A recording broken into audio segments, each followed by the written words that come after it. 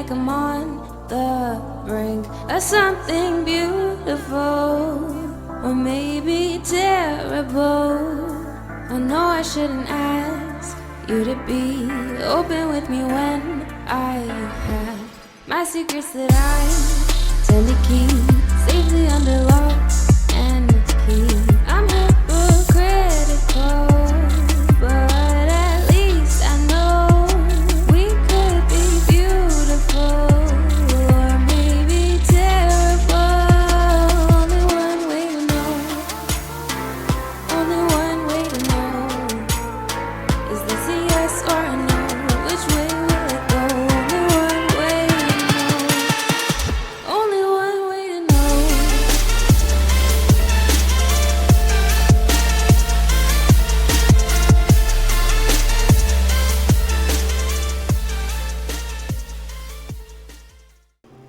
Welcome, gang.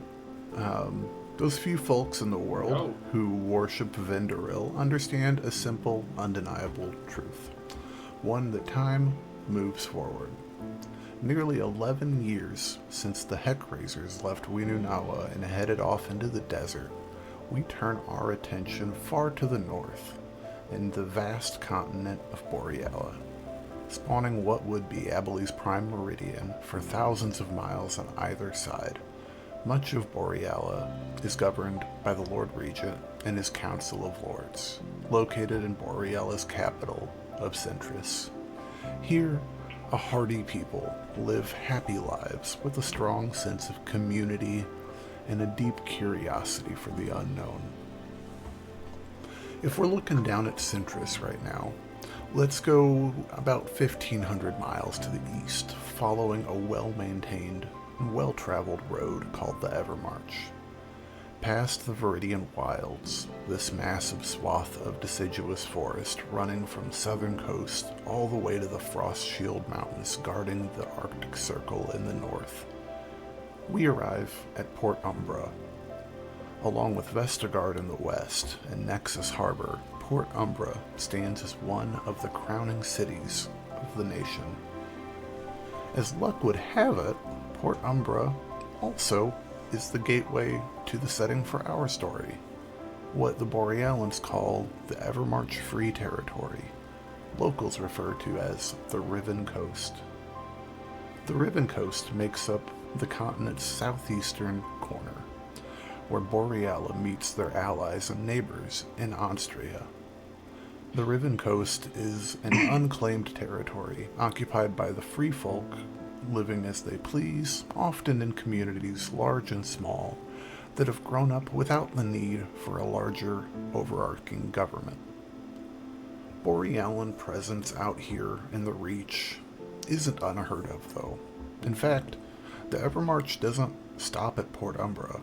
Instead, she treks deep down into the coast, towards the Borealan city of Anselm's Crossing, across the span from Austria's northern trade post of Almarinth. And if you give me just a second, I will put us over here to this to give you kind of a little bit more of a vibe of what the region looks like. And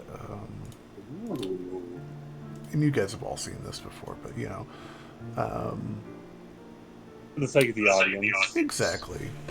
So, as our camera zooms in on the Riven Coast, we find ourselves in the city of Maraglen, one of Borealia's way stops along the Evermarch Road.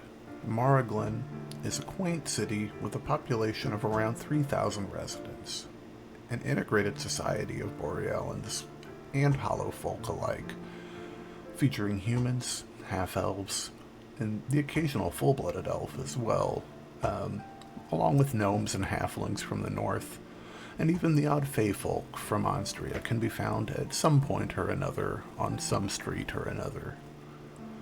Tudor-style homes and buildings with a frontier vibe, Maraglen is a relatively young town, just reaching her first decade, but there's just an air of disregard to her general curb appeal.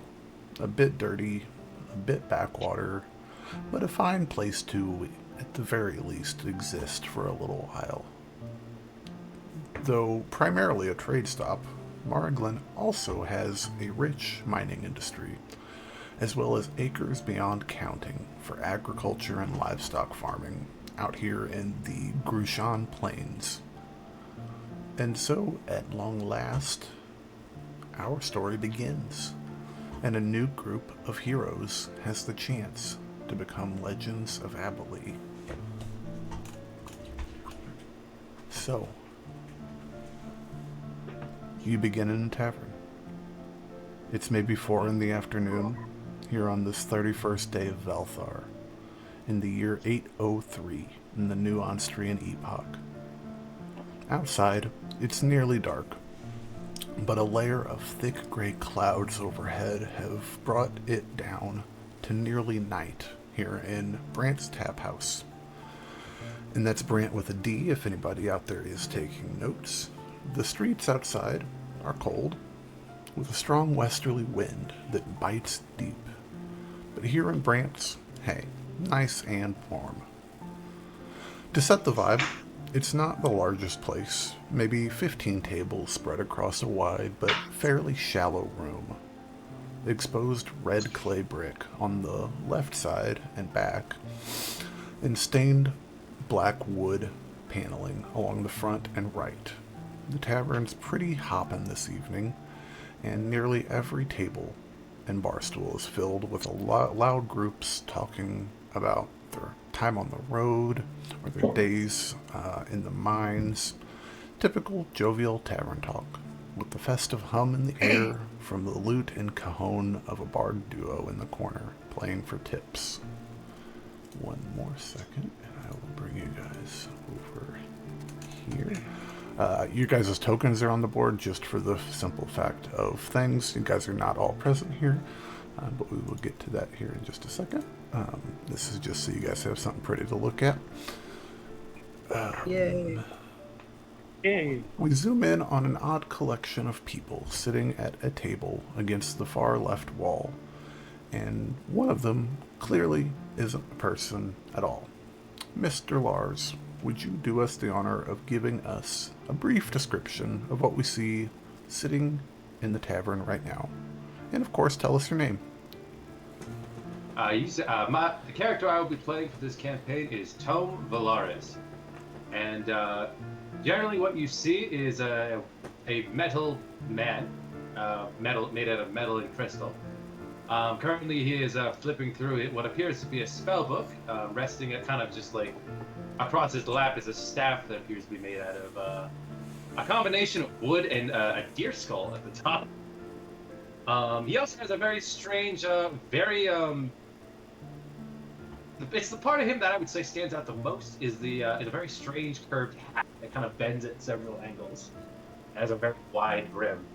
But other than that, he's just wearing very simple wrappings, peasant clothes, just probably stuff that he found on the road or from corpses. And it doesn't really matter. Yeah, fantastic. But yeah. Currently he's also stroking a cat that is just very that appears to be going to town on a bowl of clam chowder. Heck yeah. Fantastic. Now, sitting next to you, we see a dashing young man. Pixel, you're allegedly another dashing young man. Why don't you tell us what we see when we look at you? And who you are? Adrian Starflower. I'm working asset acquisitions, wearing kind of some red traveling leathers, a red fedora with a white feather in it. Kind of a swashbuckling, kind of debonair look to him.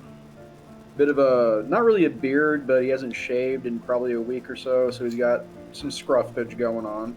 Heck yeah. Heck yeah. And he's got some notes out on the table, just kind of studying, and he's looking over at the job board too. Right on. And across from the two of you, the final member of this trio, Will. Who do we have here? Sitting there, also a question for world building. How open to tieflings are they here? Roll me a history check real quick, Mr. Hunter. Start off this campaign with a history. Okay, the thing I have a -1 in. Yay. Damn, that sucks. I believe in you. Yay. Only if there was someone with above average intelligence. 10? 10? I think 10's fine enough. Just on the short trip that you guys have made here from the front gates to the tavern, you've at least seen one or two around. They're at one point in the recent history were quite uncommon in the area. Nowadays, they're around. Gotcha. So I think that he doesn't have his hood or his he doesn't have his hood or mask on at the moment. Hunter is a shadow devil tiefling. For those at home, we are reflavoring Shatterkind to being a shadow devil tiefling, basically with like an elven heritage. But basically, he is this kind of individual, very Bloodborne-esque armor, this kind of like cobbled leather armor, wrapped from a whole bunch of different sources, but yet looks coherent in some way, shape, or form. His skin looks like it is entirely rendered in shadow itself, with eyes that look like glowing coals in a campfire that is just about to be put out. He has these kind of short little horns that kind of go upward and back a little bit, not very in like kind of long, dusty black hair in the same shadow-like consistency of the rest of him as well. I think that he definitely has he's definitely will never put his back to the wall, back to the door in any, just for like safety's sake. He always wants to be aware of what's happening around him. So he has the seat where he has one eye on the door, but in his hand he's currently whittling away at a little. I think he's kind of looking over at the cat, and as he's just kind of absent-mindedly whittling away a little wood carving of the cat. Okay, heck yeah. Sweet tits. All right, so it's been a few hours since you guys made your way into town. After Question. what's up? Would I be able to use extend my arcane recovery feature if it's been a few hours? Yeah, absolutely, sir. Alright, awesome. Yeah, not a problem at all. It's been about an hour, a few hours, sorry, since you guys made your way into town, and after your little kerfuffle down at the gates, you got some good drinks in you, and perhaps more to come with the evening. What are you guys up to right now? I'll turn it over to the three of you. So I've been I rip a page out of my book that I've been scribbling on, and I kind of walk up to the job board. We said earlier they weren't giving any work permits to individuals, but only groups, and I've only got two other guys with me. So I take a dagger and kind of stick it to the job board. Job wanted, other thrill-seeking adventurers for danger and shenanigans. Contact Adrian Starflower, and I kind of, in parentheses, the red guy, and I just kind of slip back. I dig it, man. Now, how many people in this town know you by name? That's why I put in parentheses the red guy. Yeah. Could I have been going around to tables asking if people need their weapons or armor repaired? Like if there's anything that like needs to be fixed? Yeah, are you trying to get some money out of these fine folks? Yeah. Or? Yeah, I'm not trying to swindle nobody. I'm just asking, like, hey, whatever you can pay, like, I can fix things, like, with my magic. I gotcha. Roll me a let's call it a persuasion check, just to put on your general like front to the tavern, see how approachable you are. Put a guidance on myself. Hopefully that'll upset my dog shit charisma.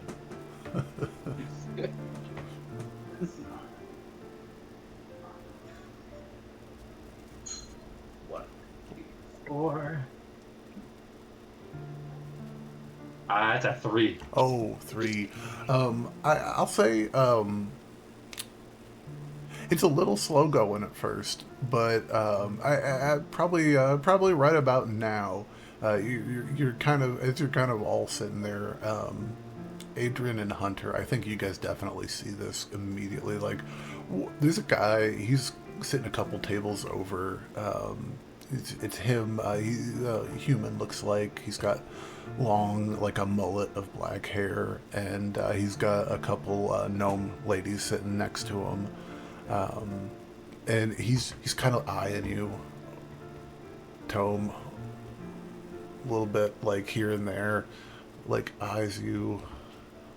And sure enough, a little bit later, he comes over and he's like, "You really fix the swords? I got an If it has been snapped into two separate pieces, I can repair it lickety split. It's not nothing like that, sir. It's just and he holds it out. It's just this little short sword. It's maybe 50, 60 years old, and it's got a good chip about halfway up the blade. I'm worried that it was my grand's, you see, and I'm worried it's going to, next time I hit something, it's going to just... Yep, allow me to inspect it, my friend. He I gotta holds it over to you. Yeah, I'll close my eyes in concentration and mutter out the incantation, the minute-long incantation for the mending spell. Okay, cool. And what's Tome's mending magic look like? It actually looks much like the core in his chest. This light purple, violet magic kind of softly emits from his hands as he begins muttering, and it almost sounds like he's. It doesn't really quite sound like common. It kind of just sounds like mumbled nothingness. But after the minute is up, this like violet energy springs forth from his hands, coats the entire blade in it, like a liquid. And then after he kind of like shakes it off a bit out of the blade, the chip is perfectly restored. Cool.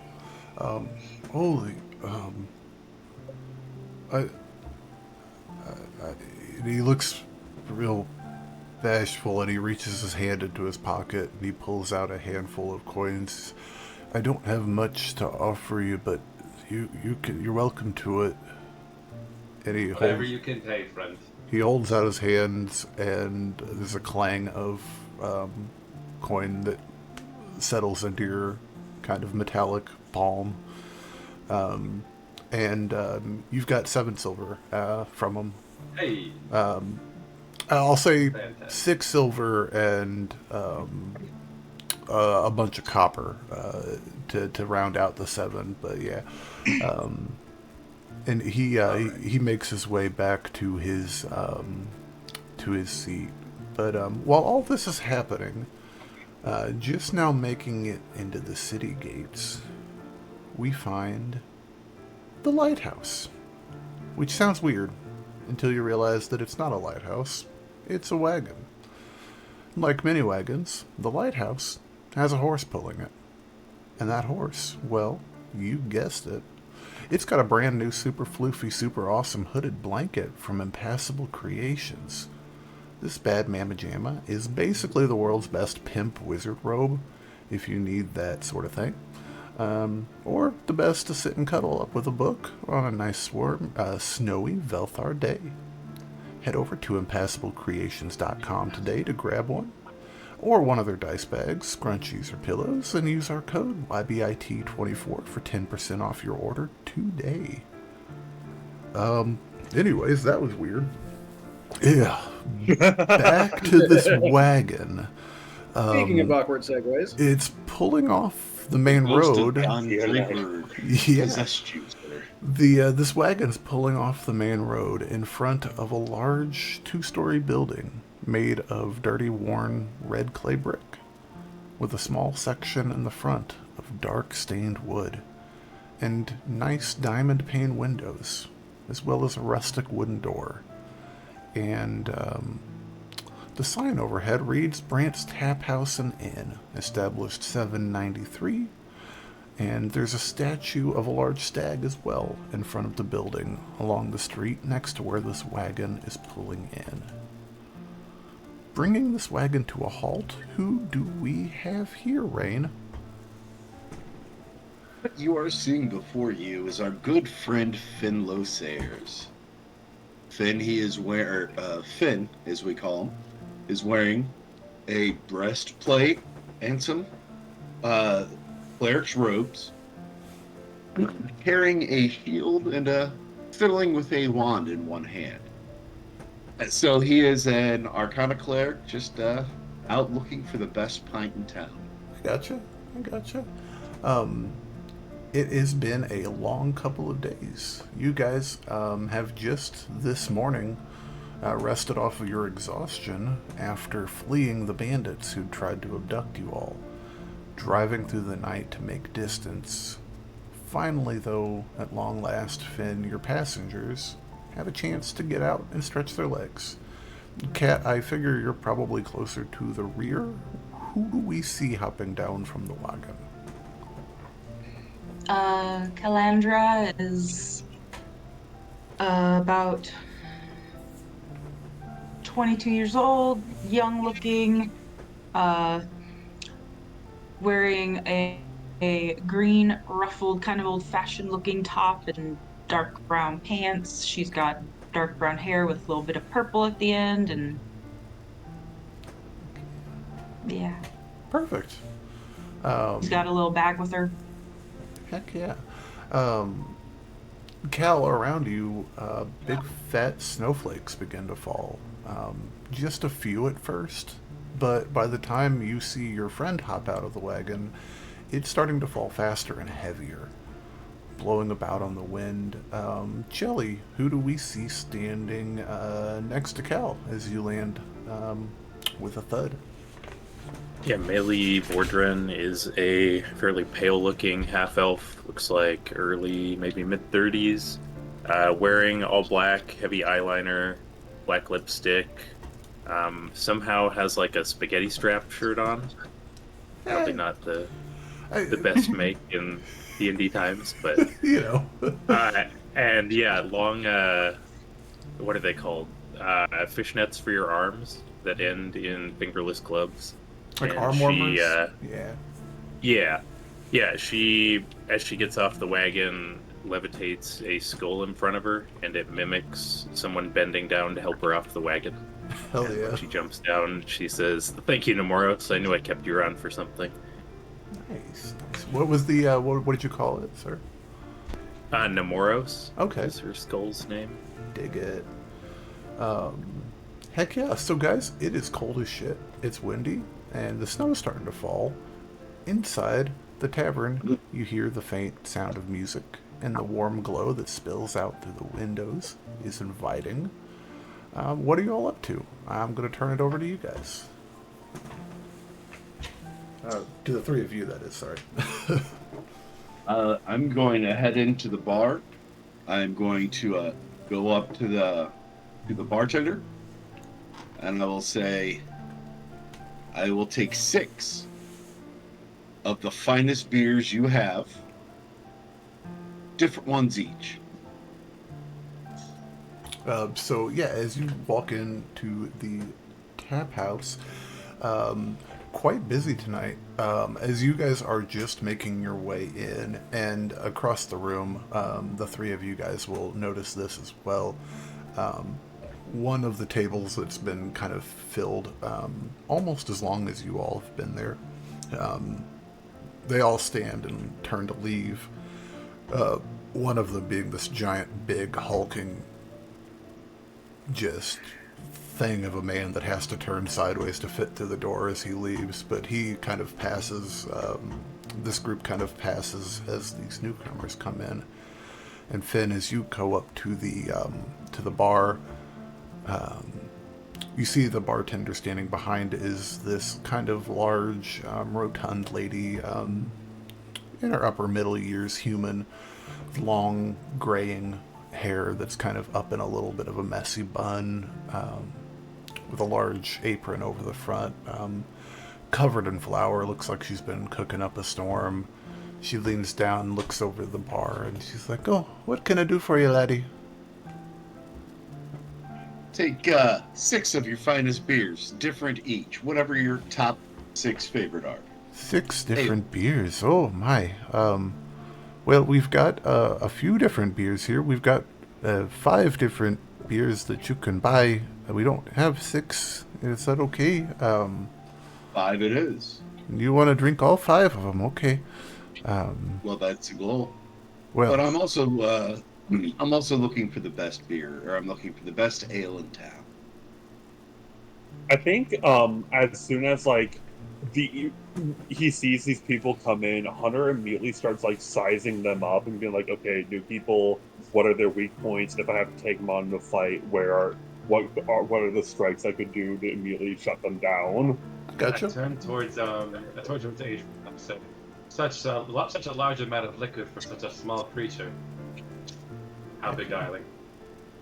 Well, this small creature is not going to drink them all himself, you see. This creature is going to share with his party and is looking for the best ale in town. So why not order as much as I can?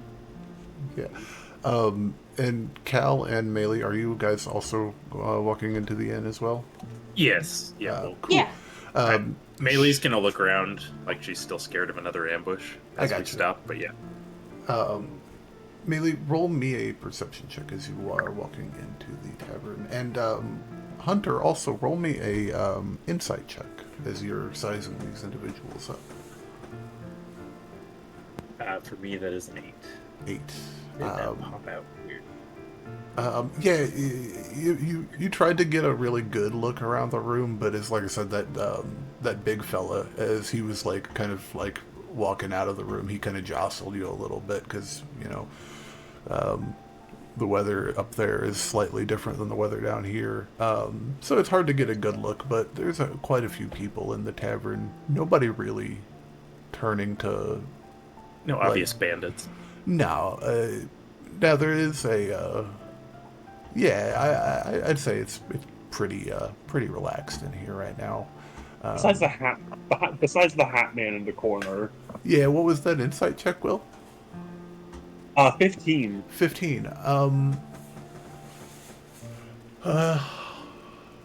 Girl in the teal shirt looks like she can mess somebody up.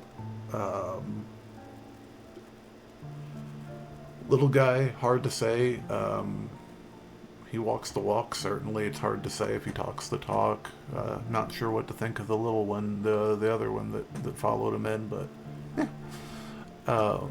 By sizing them up, do I get the impression that they're adventurers?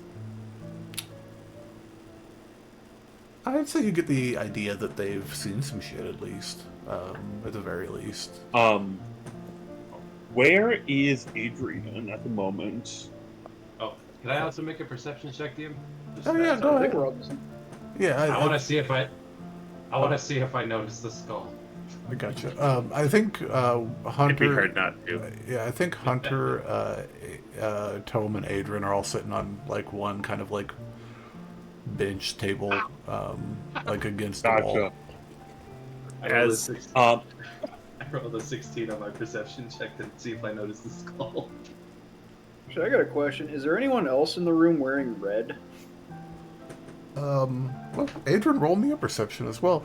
I'll say Tome, unless you're trying to hide the skull. I'd say you see it looks like she and the skull are looking around the room, sizing it up, and it whispers something in her ear, and she chuckles and covers her mouth.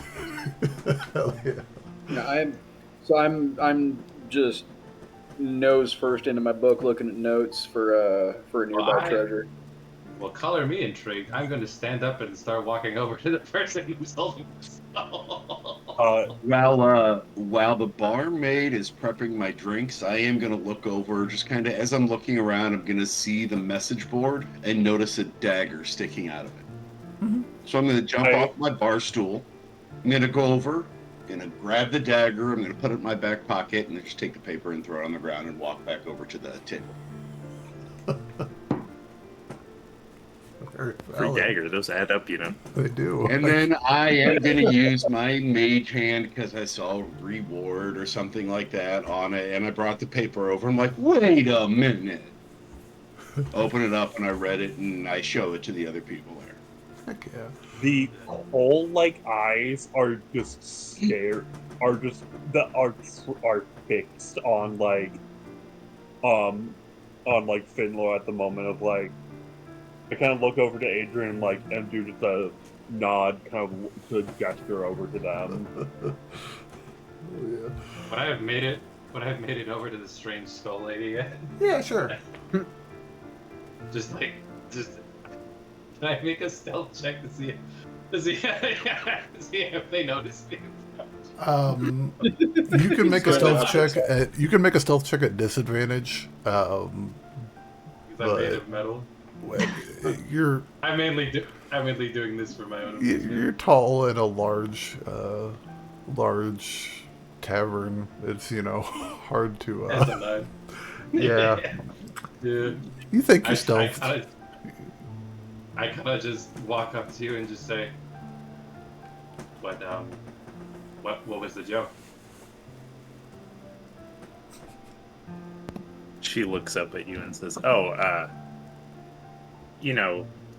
he had a comment about the, and she gestures over at the people playing music, but I didn't want anyone to hear it. Just practicing the routine, not trying to actually hurt feelings today. I see. Are you a practitioner of the necromantic arts as well? You could say that. He's more of a family heirloom, and then the skull pops up in front of your face and says, in the sense I outlived most of her family, yeah. And its jaw rattles as it cackles. What's the skull's name? Sorry, its name? Well, I missed. My notes. What's the skull's name? Nemoros. Nemoros. Yeah. Okay. Oh, I didn't realize it was alive. I'm sorry, I did not acknowledge you, friend. You can do a check if you want there. She's just using ventriloquism right now. Oh, I would like to make an intelligence check. Go for it. Is that performance or sleight of hand for me? Whichever you choose. I think you can make an argument for either. Performance this time. 14. Okay. Yeah, it's hard to tell that she is moving it, let alone talking out of it. At the very least, with that 14, would I be able to tell if it's necromancy or not? No. Straight up analog magic, baby. I am unsure what conclusion to draw, but still, it is quite the interesting trick. What is your name, stranger? I'm Melee, and you?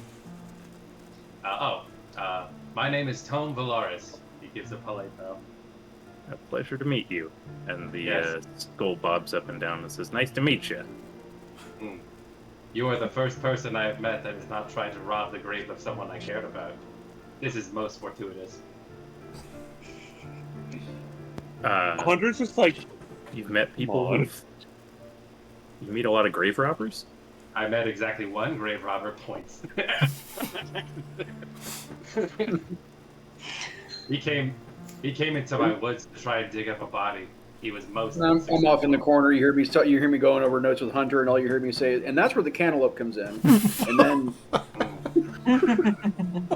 he is Hunter's just transfixed on both Finlow and this at the same time, to the point where I think his eyes just go two completely different directions in like a very weird, like tiefling sense. I'm a very flat look on my face, like my travel companions are most strange. Yeah. I think that in a sense, like how chameleons can do it, tieflings got some weird biology to them, so his eyes just can move two different directions. I'm just getting this image of like a skinny blue tiefling that's somehow glowing black, and one eye is just transfixed straight forward at them, and then the other eye is just straight down at the table. And then his tongue goes out and licks the eyeball, and then... Oh, God. So, I assume robots and You had to take tieflings it are there, didn't you, Jake? unusual here. Is that safe to say? Robots definitely unusual. Tieflings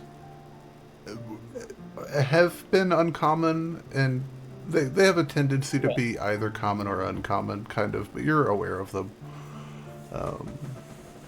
But again, this is like like no tiefling you've ever seen, like complete like a shadow devil, completely rendered in like body completely look like it's made from the very shadows itself, except for the eyes, which are these pinprick like coals in a fireplace. It is an odd thing. It's a little bit like there's just a shadow hanging out on the side of the room, and it's not brightly lit in here, but it is like warmly lit at least. Your aesthetic. And she kind of gestures over towards the shadow strider person. Forgive me. Oh, You're so you're sorry. pretty cool too, but I am sorry, my kind friend. too shiny for me. I hate to assume, friend, but are you perhaps an adventurer? I'm just trying to find my way right now. Does it pay well? Well, when we first came to this city, we were told that we could only get group passes to become certified adventurers. Our party only has 3, and I was hoping, well, the grave robber was hoping to get more using that bulletin board, but I figure a straightforward approach would be equally fruitful. As soon as you say grave robber, you hear from across the bar, treasure hunter. Anyway, You see Hunter- Maylee's face Oh, turn a little yours. thoughtful when he describes it as treasure hunting. Hunter will stand up and kind of lumber over to where the two of you are talking. Hunter reaches out his hands like, Hunter, nice to meet you. oh, hello, Hunter. Oh wait, we've already met. Yes, we have.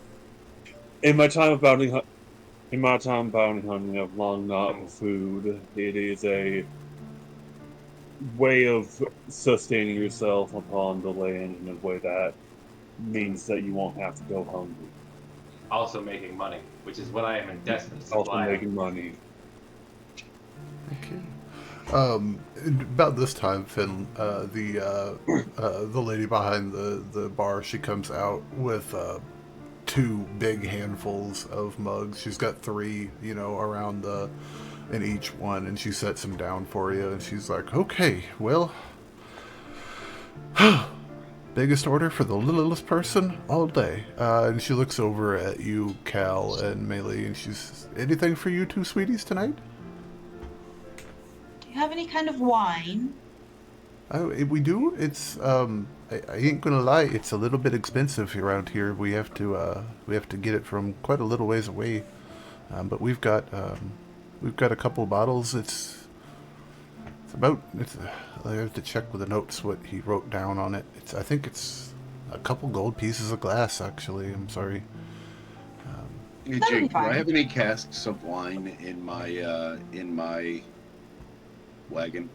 Probably not a cask. You might have a bottle or something. I'm not sure. I don't have your inventory pulled up. Okay, But yeah, I wasn't sure. we have a Riesling. It's like a white wine, kind of a little bit sweet. We've also got a red. Which would you prefer? I'll take the Riesling. Okay. She Of the red. perfect.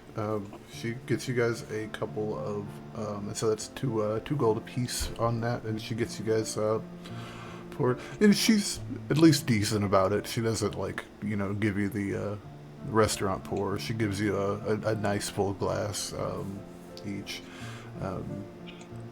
I hope you like it. I don't know much about wine myself. We're brewers here, and I hope you like it, little friend. We have my husband. His name's Tanarb. He runs the place. He's a brewer. This is so we Narb, Tanarb. TNARB. But this stuff, it comes from a place called Halley Hall. It's nothing special, but it's local. We've got a few other things too. We've got some meads that we've brought in, but they're also kind of imported because we have to get them. We have to go a little bit further to get those, and then we started to get these stronger alcohols in there that people have to like do science to make, and they're fine. People like those quite a bit, but they're extraordinarily expensive, except for the stuff that old lady Elena, she makes in her bathtub. Although I would not recommend that stuff unless you're very brave. Interesting. But we've Making got... alcohol in the Wow. bathtub. Better than a toilet. Fascinating. Maybe. Finn is going to grab 2 in each hand and use his mage hand to carry the 5th over. And he's going to see the red guy. And he's going to walk over with these beers, or with these ales following behind him, and go, "Gentlemen, do you mind if I join you?" I think at this point I'll go back to Adrian because like Hunter's basically like, okay, who is like the Hunter sees Adrian as like, oh, he's the one in charge. I'm going to defer to him on these matters. And I wait for an answer. And I just kind of look at him for a second. I regard him. Yeah, I just kind of pull the chair out a little bit, let him up so I can see the.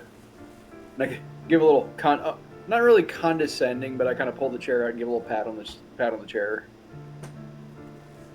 I use my mage hand to set down the first beer, then I have it come down and grab the rest of the beers out of my hand and go up to the table, and then I climb up onto the seat and I sit down next to him. I go, "Oh, lucky that didn't poke me. I think this belongs to you." And then I reach Hunter's immediately going to smell. Hunter's immediately going to smell the beers to see if they've been poisoned at all. Oh, interesting. Roll me Straight from the barmaid to your lips, my friend. Roll me a perception or investigation, sir.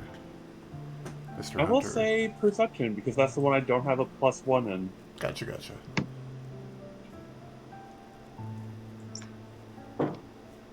17 poison. Yeah, it seems like he didn't really have time to poison all of them. And he's kind of... Drink. Yeah, so, yeah, it's probably pretty safe. They've been... You kind of went from a table here to the table where you guys are at in front of everybody, so, you know, somebody would have saw something. Hunter leans over to Adrian and says, "Oh, these are saying drink, boss." Gotcha. And then, without really even breaking stride, kind of regards what you said, but as I'm sorry, what's my little friend's name? Finn. I'm sorry, what's that? Finn. F-I-N. Gotcha. Yeah, as Finn hands his dagger up, he just kind of like, almost without even looking, just kind of like grabs it, thank you, and sheathes it, and he goes, "And so that's why we need to find a dwarf who's flexible enough." Yes, but how would that work with the cantaloupe? I've heard this one before. It ends up with a cleric and a fly saying, "Spit it out, you wee little bastard," right? Right. I haven't heard this one before, so I'll defer to him on that. When you say that, Finn, you hear the barkeep go, and then nods her head, like, and then just keeps going back to, like, cleaning drinks that she's, or cleaning mugs behind the bar. And I use my mage hand to go over and I grab 3 glasses and see them float across the air, and I set them down, glass, rim side up, so they're not getting dirty. And I start, again, using my mage hand to start just pouring the different kinds of beers. As you're setting glasses down on the table, I'm kind of shifting my notes, making sure like nothing gets covered and beer stained. Yeah. Who are you? So, what type of adventuring work are you looking for? I'm in the business of what are you asset acquisitions, basically finding things of value and finding people who need them. Today may be your lucky day. Yeah, I'm let's just here hope. for I'm money. gonna need some help pulling this job off. Please tell me about it, if you will. Remember, Well, it is not wise to lie to a man of the cloth. Right.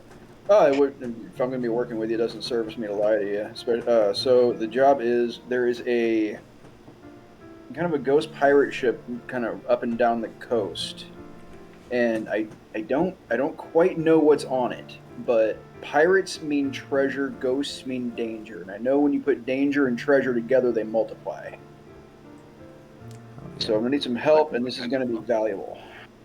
And anybody Hello, else that Claude. wants to is more than welcome to roll a history check as well. But go ahead.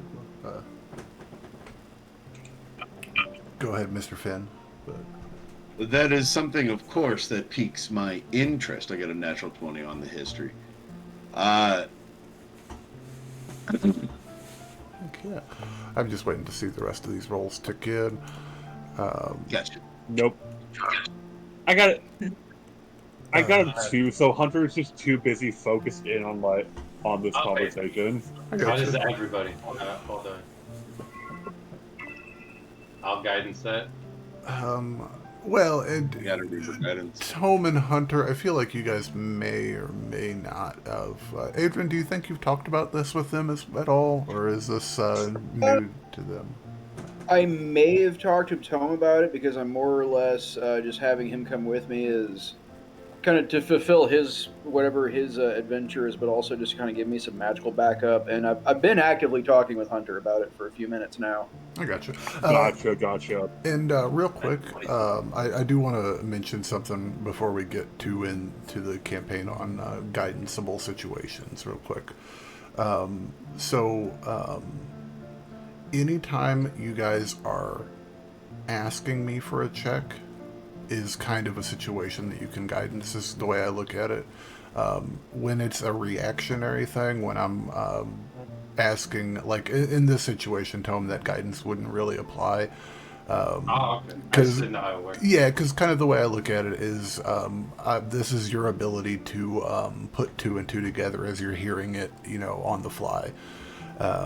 It's kind of so generally the way it works is unless it's something that you're like preparing to do, if it's reactionary, it's generally not guidanceable, and if it's something that you're asking me for specifically, like, hey, can I see that or whatever, then that's a different situation. But I will say, Finn, you have heard stories from your time along the eastern coast a little bit of a ghost ship that has been seen, a ship that shouldn't be.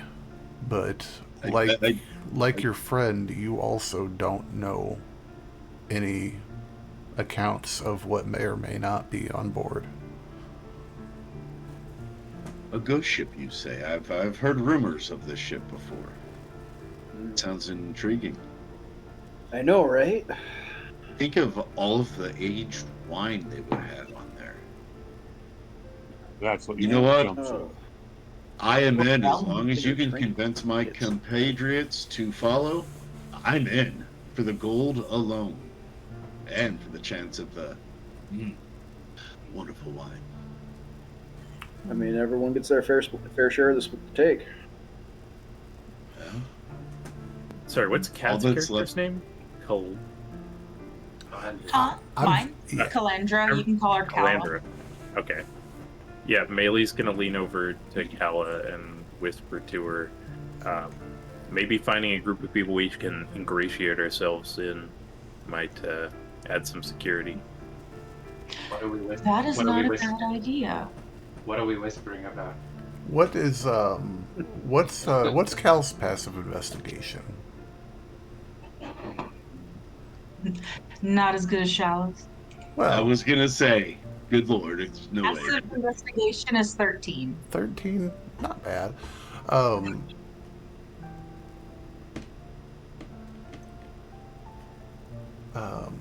I think with a 13, Shala, God, you're not Shala anymore, you're Cal. This is going to take some getting used to. I think with a 13, you don't see anything go down. You just miss it. But do you know that feeling where you you're out in public, you're at a grocery store or something, and you see somebody doing something just a little weird, and you see, like, you look over and you see somebody walking fast away from somebody else, like, in a hurry, and you're like, I think I might have just saw something go down, but I don't quite know what it was. Yeah. So I think at some point you see something like that happen out the corner of your eye from across the room. But nothing like that alarms you, but just kind of an indication that, you know, we're not in Port Umbra anymore, but it's still kind of, Yeah. it's got the vibe of a bigger city, and, you know, it seems like a possibility that if you need them or are looking hard enough, there may be vices around these parts as well. Okay. Cal is just going to kind of take note of the appearance of the person and kind of notice where they go. Heck yeah. I'll say, now that you're actually looking, roll me an actual investigation, like,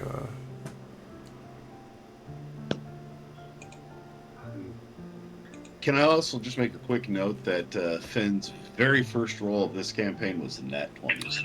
hey, that's a good sign, man. Get rid of that Yeah, Dwarven yeah. curse.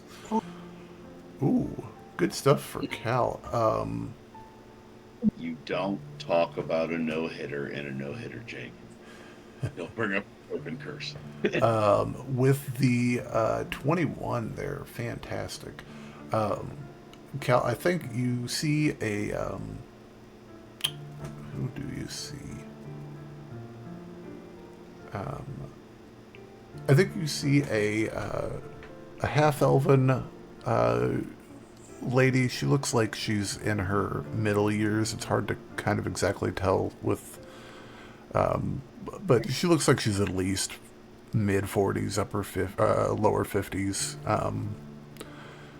Sitting over at the corner of the room. She's wearing modest clothing. Her hair is kind of a little ratty. She's not put together well or anything like that. She's got the look of a peasant to her. And sure enough, as you're watching, kind of like scanning that part of the room, she catches your eye, and she sees you looking at her, and you don't. She doesn't do anything. She doesn't get up and bolt or anything, but she just. You see her take her foot and kind of kick kick the bag at her feet under her chair, and she kind of faces her drink and kind of shrugs it off, like acts like she wasn't, just being a little inconspicuous, a little weird. Okay.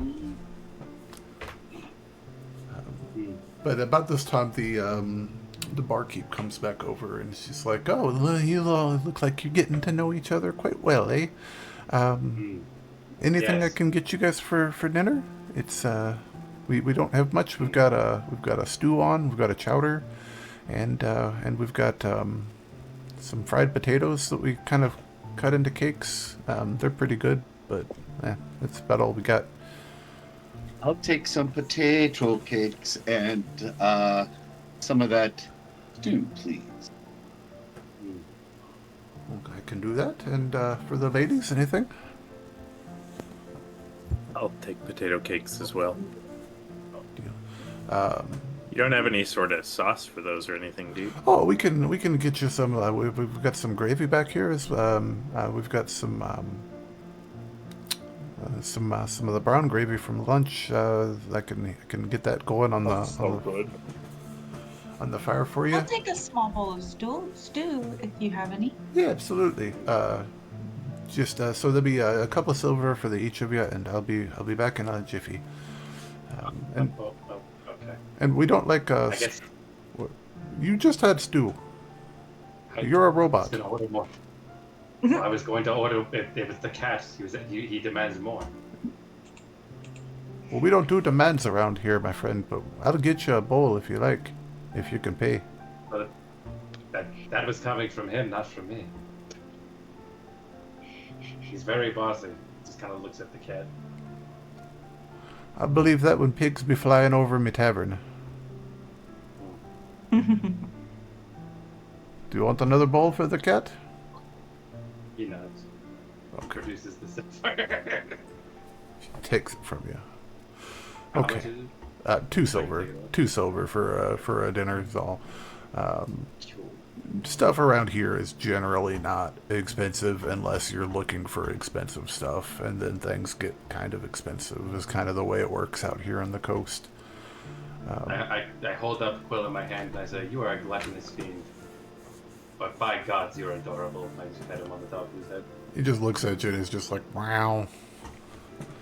Yes. Put me Yes. down and feed me. They're going. She just left. She will not be back for several minutes.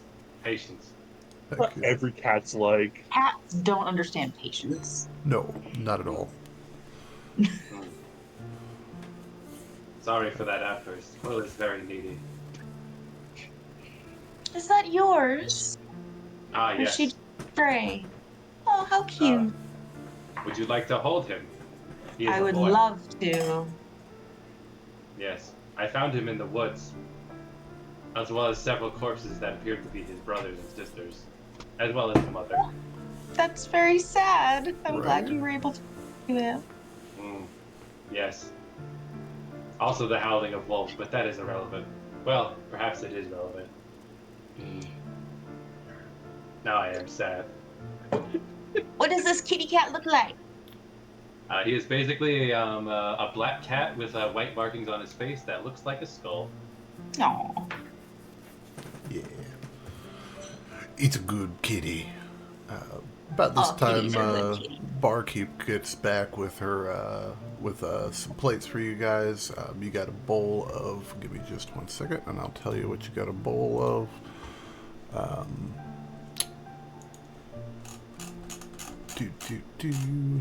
We have a bowl of cold short chowder, which is creamy soup with clams, potatoes, and corn, with a hint of white wine, a little bit sophisticated. And then fried potato cakes. They're fried potato cakes. They kind of look like fried potato cakes. And she sets those out for you guys, as well as a little bowl of some gravy that's got a little bit of a skin on top of it. From it looks like it might have sat out for a little bit, but it looks good. Well, hope you Before enjoy. we dig in. Go ahead. Sorry.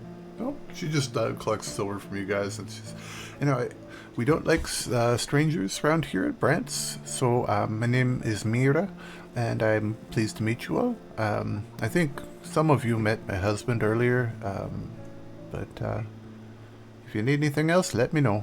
And she heads off.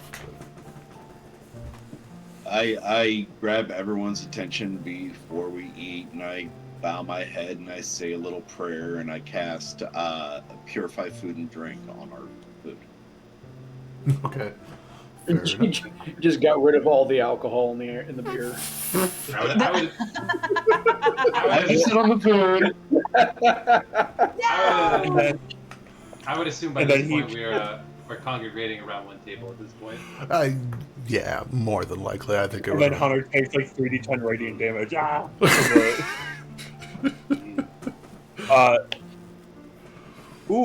Would because he is descended from fiends, would there be any like physical reaction to prayer around him? I know that's not even like relevant, but I think that it is an interesting world building question.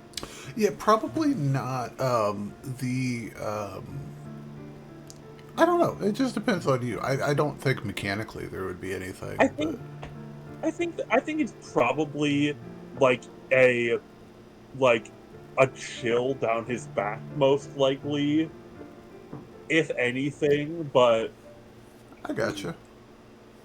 Heck yeah. yeah, Hunter just kind of tenses up for a moment and looks over at you and nods. Right on, right on. It's like whenever Bulma would yell, "Hey, Piggy, Piggy," in the original Dragon Ball. Oh my god. Oh, I'd say you guys have had time to tuck away your meals, so I'd say it's probably close to 7 o'clock at night. Close to 8 o'clock, maybe. As you guys are hanging out here in the tap room, coming over to get your all's dirty bowls and stuff, and clean your all's table off. Mira comes up and she says, "Okay, I don't know if you guys are from around here or not. I haven't seen you all around, but we do have rooms for rent if you need them. We have a double situation where we give you two beds. It's a gold piece to rent that one for the night. Then, if you would rather have a single room to yourself, we rent those out for 8 silver apiece. So it's up to you, but just thought I'd offer. Just explain the way things work around. And if y'all have questions around town, just let me know. There we go. And I'm back. Welcome back. You have lodging for a horse. We don't, but we can. If you just down the block, and then you take a right, and there's a stables set up there that we generally tend to send all of our people to. You'll find stables all over the town. There's not just one. You know, it's a good sized town. So. What is the name of this one? This is 1 second.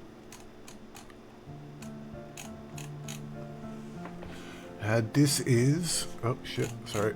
1 second. I'm on the wrong document. This is my only problem. I just don't have any way of keeping this shit straight. Need like 5 monitors. I just need to make it a PDF, and then so I can like put a table of contents with it. This one is run by Jeb Varkston. His family has a horse ranch out of town, so they take care of the horses pretty good. The ones up by the gate, they're kind of a ripoff, and they don't take care of the animals, I don't think. At least that's how I feel about it. Where do you keep your horse? Oh, sweetie, we live out of town. We've got a small small farm on the outskirts that we grow our grains for our beers. So we live out of town. So we keep our horses there. We walk into town. As a fellow brewer, you understand that I want to keep my supply secure. If I give you a gold piece, will you take my horse back to your home and maybe give him a little food and a warm place to sleep and a secure place for my cabin? Or in a secure place for my wagon? I can do that. It's I mean, as long as you're not going to need it in a hurry, because it's a little bit of a walk. I mean, it's about an hour walk to the house. I just figure you take it home tonight and we meet you here tomorrow morning with it. I don't work in the morning. I'm sorry. Okay, I'll try I'll try Jeb. Yeah. Thank you, though. No, you're good. You're good. Out of curiosity, do you know when the local library closes? I don't really do much reading at the library, but I don't think they're open much after sundown, especially not with the big, with the snowstorm coming in. She kind of like looks out the window, cranes her neck a little bit, and she says, "Yeah, it's really starting to come down out there." That is all right. I will query them in the morning. I gotcha. And you guys all around the area probably spent any amount of time out here in the wintertime. You guys know that they early wintertime is kind of has the same deal as like lake effect snow does around the Great Lakes. Warm, moist air comes in off of the ocean and meets the cold air coming down out of the north, and it just flashes into a big, strong storm. You might try in the morning. Although, are you none of you guys are from. Well, if you don't know, tomorrow is the first of Nithara. It's and at the end of the week. So like if you would look at today, like is kind of their Sunday, and by the end of the week we're having our feast of Winter's Tide. It's a little holiday that we do just to kind of remember what it's like to be enjoying the warmth of summer. So you know, folks around town might be a little bit scatterbrained, decorating and the like, but hey, you So that's why I heard. yeah. I heard Terry playing. Yeah, and if you need to find the library, though, you should probably be able to find it in the daytime, though. Somebody ought to be there. Outstanding. Adrian kind of. Where do we go to register for a work permit? Oh, if work's what you're looking for, if you just you make your way down to the Hall of Lords, the Lord's Hall. That's what it is. Speak with the Margrave. There is the one that doles out the work permits. I live here, so I've never had to get one. But from what I understand, there's a small like registration fee, and but otherwise it's pretty self-explanatory. Okay. They had to put the kibosh on single people coming in and getting work permits because it was just flooding the city and couldn't keep up with them. That's why they have the requirement for groups instead of individuals. Interesting. It seems we'll have to get our permit in the morning. That probably be the case. They open right around by the time the sun's up in the morning, they're usually at least most days hard at work at the Margrave's office. Fantastic. And they're at the center of town, and let's see here. This is going to be a great map for you guys, but give me just 1 second. So welcome to the city map of Margwood. So cool colors. yeah, so you guys, It's like being there. you guys are like kind of like right here, staying in at Brant's off of the Evermarch Road that runs through town. Down here, she kind of informs you that towards the middle of town along the road is the Lord's Hall, which is clearly marked and shouldn't be difficult to find.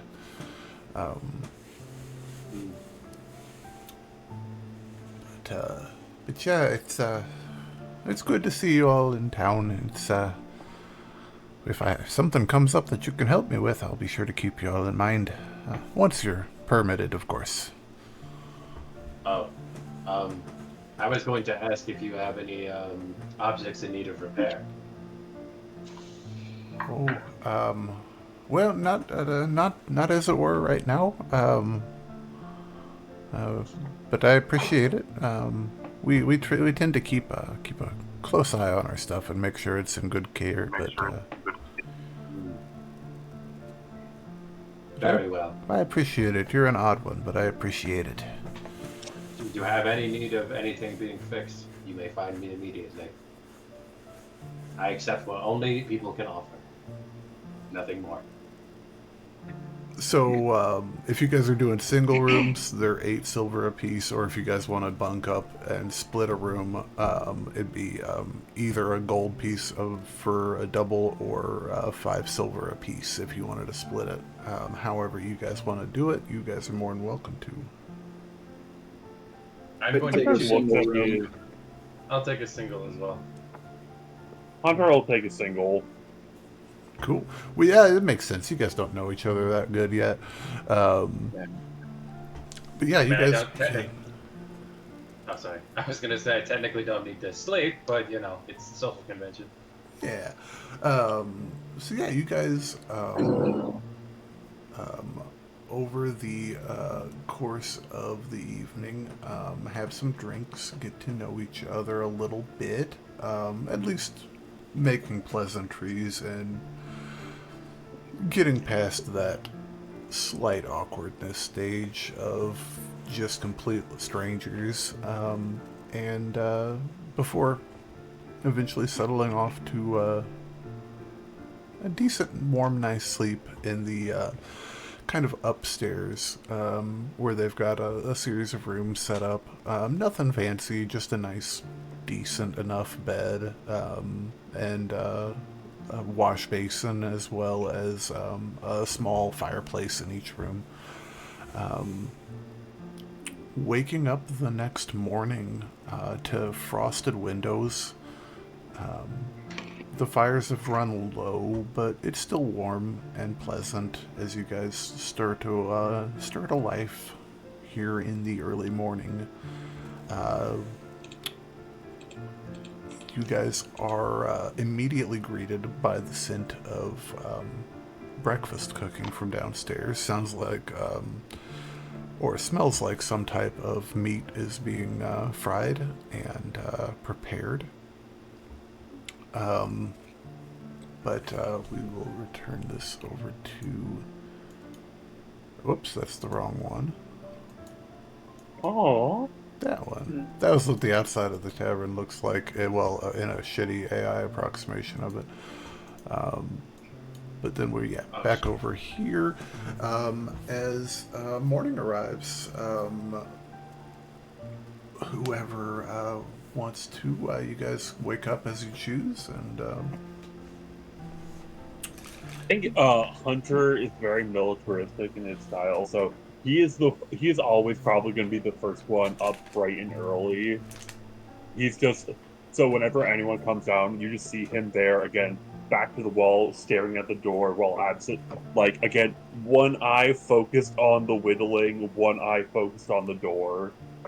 I got you. I love that we're making that a thing now. Hell yeah. Hey, it makes Where's sense. the- What was Trying that? to find the lung. I think tieflings are weird enough. I think that their biology never mind. is that can be strange and off-putting. Maybe you have messed with your perception checks a little bit in some way.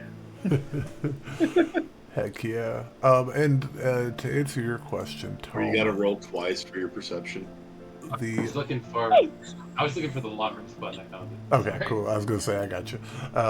Heck yeah. But yeah, as you guys all start to make your way down into the lower floor of the tap house here, you see that they've got a small, I wouldn't really call it a breakfast buffet, but they've got a small collection of platters of sausage and fried up eggs, as well as some toast, it looks like. Nothing fancy, but they like to provide. Okay, so yeah, Adrian kind of fixes a plate and he has some grog, sits down, kind of gruff across from the girl death warmed over, and just kind of looks at her. So what's your deal?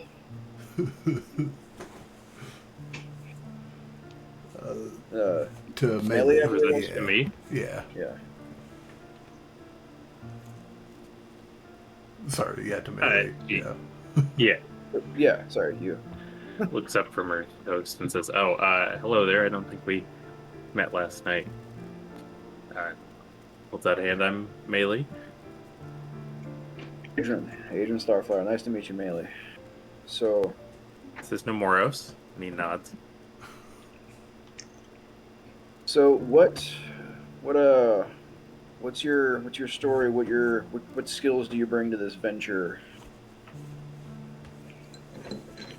What do you do? Well, Nemoros and I can put on a fairly good show, I think. We're inspiring to those around us. I can perform small feats of magic through his spirit as well. Interesting. Very interesting.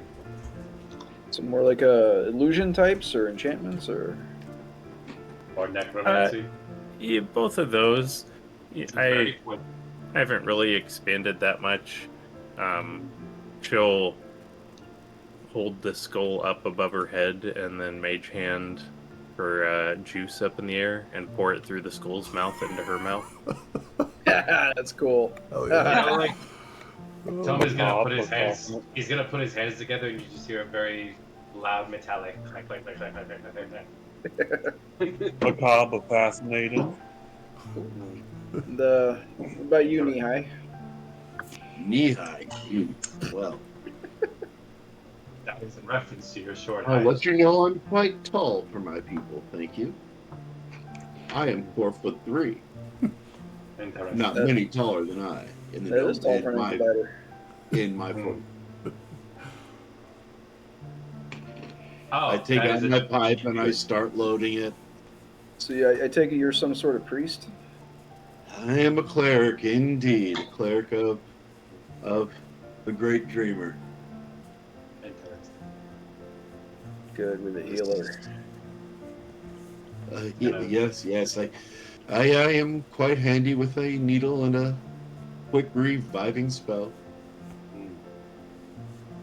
What is it you're looking for, my friend? What is the goal? What is the plan? Well, as I mentioned to a few others last night, there's a ghost ship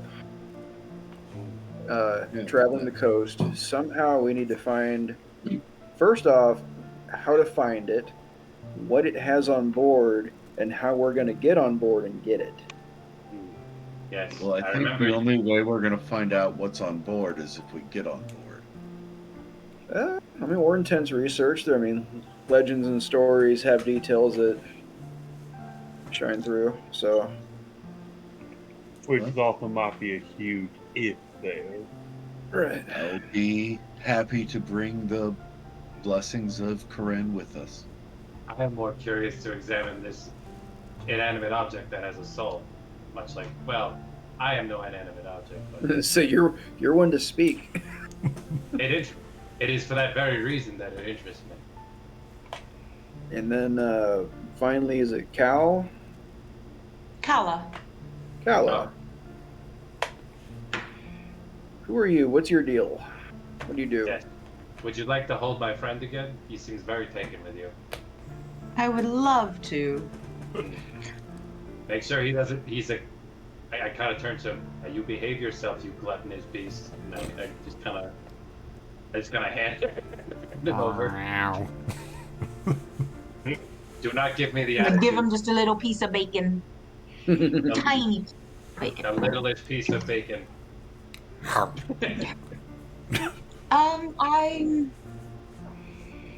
I'm the youngest of my father's children, and I spent my time swinging around on the boats of the port.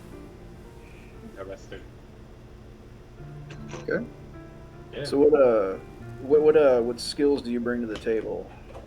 I am a very good fighter Good. with my hand. Good. Not so much with her dagger, though. Are you trying to say that you're a martial artist? Yes. Interesting. I've always been fascinated with the martial arts. Okay, so we have a very well-rounded group here. We have our illusionist, creepy death girl. We have our priest. We have a fighter. We have our range capability, and I clap the tiefling on the shoulder. And we have our big exploding magic blaster, and I handle infiltration. I Have cannot I make done things something wrong? I did also. You made I a would physical. Hunter, You go made a ahead. physical slap on my shoulder. Have I done something wrong? No, just kind of like a camaraderie. Just Yes. For the record, I cannot make things explode yet. It's the thought Keep that practicing. counts. Finn looks over I'm working on that. Although, at the hunter and goes, you're a few grams short of an ounce there, aren't you, bub? Why would you think that Who? that was a bad thing? He was just giving you a friendly pat on the shoulder. I think he was afraid of. Oh, apologies, Hunter. Do continue. I spent most of my life on the road there. I've not been around people that much. Not very well acquainted with that social world. Yeah. Most of the talking that I've done has been with any kind of like gesture to the most maintained crossbow you've ever seen. Like in the same way that people get like immaculate about cleaning their guns, like that is how immaculate he is with cleaning and maintaining, fine-tuning the crossbow. Hell yeah. I could shoot a I've not been around people that much, but I can shoot the can shoot the eye of a needle from about 100 yards away. That is impressive, my friend. Luck must be on your side. I too have spent little time. Luck has around nothing people. to do. Mostly Luck has animals. nothing to do with it, my friend. My world, luck doesn't exist. It's all skill. Well, and I reach behind my back and I pull out the light crossbow that I confiscated from the bandit who tried to kill us earlier. Well, this son of a bitch shot me with this one. Can you take a look at it? I kind of pilfered it off him with love. Hunter immediately takes it. Hunter takes it. It's like, this is the most unmaintained piece of garbage I've ever seen. Give me 10 minutes with it, and I can get right into working order. Heck yeah. That would be fantastic. Real quick, Hunter just go mechanically in a frenzied state, goes into the flow state of immediately fixing every minutia with it. yeah, roll me survival check, sir. And then Tome, were you saying something as well, sir, Tome? Nope. Okay, cool. Guess cool, not. cool. I was, but then you moved on. So. I gotcha. What we got here? 16 plus some stuff for a 22. Yeah, it is not the most fantastical piece of equipment in the world that you've ever seen. It is it's a cheap recreation. It's not a great. Looks like a bandit crossbow. Looks like it was put together pretty cheaply, probably pretty much in a hurry. I mean, it's serviceable and it works, but there's nothing special about it. It's cast metal and some really rudimentary spring steel. It's nothing compared to the team vision of a crossbow. Exactly. But as you guys are sitting there talking, Tenarb's back behind the bar, and he comes around and he says, "You all doing good on breakfast? Anything I can get anybody?" Yeah, I'll take take some more grog. I'm gonna need some wake me up. I got you. Grog's on the house with breakfast. You guys bought a room. You're good for the night, for the day, for the breakfast, anyways. Most kind, my friend. Thank you. Hey, and he points to you, Tom, and he says, "You need anything special? I mean, I ain't gonna pretend to know what you are, but you ain't like normal folk around here. Anything special you?" While I can certainly ingest food, drink, and basically anything else, I do not require it to sustain myself. In fact, last night I did not even sleep. I spent hours doing calculations, focusing on a particular spell that I wish to master someday. That's just about the most unsettling thing I've ever heard in my life, but all right. There was a bird tapping against my window for 3 hours. He had a lot to say. Oh, You can understand the birds. Well, not really, but kind of. When you live around animals for 5 years, you pick up a few things. Oh, wow. Like you know, Hacking in when the they're mouth with happy, that. when they're sad, when they want to rip you to pieces. But usually that is. Oh, that reminds me. I need to. Hold on. He kind of holds his hands together. I'm going to use my daily use of Goodberry. Just kind of put them in my pouch Okay. for safekeeping. Napoleon, give me some of your tots. Yeah. In fact, it is these very berries that allow you to stay alive. They killed each other to get one. It was very unpleasant. Okay, Hunter kind what of is nods for a the second. what's the stuff I call nettle? Hold on for a second. Sure. Hunter, what were you saying, sir? Sorry. Oh, Hunter kind of nods for a second and looks over at Tom and is like, I can empathize with living with the birds in the woods for a bit. How long have you lived out there? Well, as I mentioned, I lived out there for 5 years. Occasionally, there would be people who would stop by.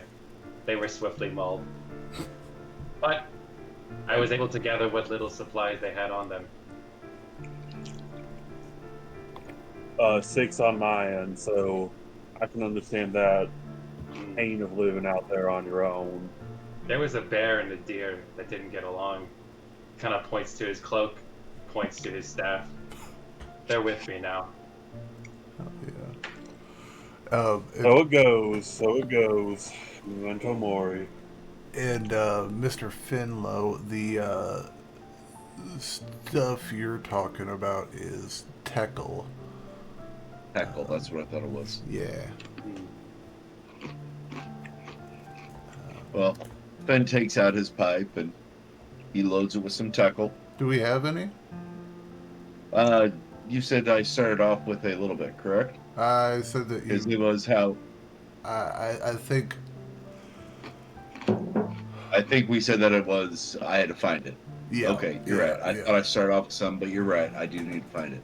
Yep. So then I'm gonna ask the bartender if there's anyone who sells any herbs or any teckle around.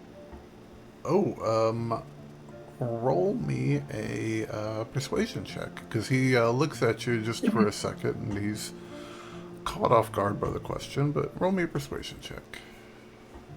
Hey, anyone here sell weed? It's legal, isn't it? It'd be is like part going of up my to a religion. bartender. It's like you go up to a bartender. It's like, hey, do you have a hookup? Yeah, right? Like, you know where I can get that good? Sorry, it was 6. No, it was a 19. 19. Yeah, 19? Yeah, it was a 19. I accidentally rolled twice. Yeah, he looks down at you, and he's like, well, I didn't realize you liked to party. Yeah, wait, give me just a second. And he goes behind the bar and he starts rummaging through his something back there. And he comes back out and he's like, all right. So, if you can find a kid named Thornash Vale, he lives down on the west side, but he works up in the stables that the town guards use. If you can find him, he can get you a hookup.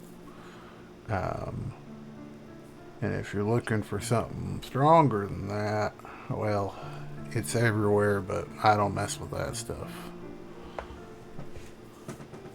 Thank you, my friend. Thank you. What's that? Well, Mr. guys, Hunter? I have a run I've got to make. Hunter, were you saying something, sir? I'm sorry. Hunter just kind of leans over to Tom and Adrian and says, friend?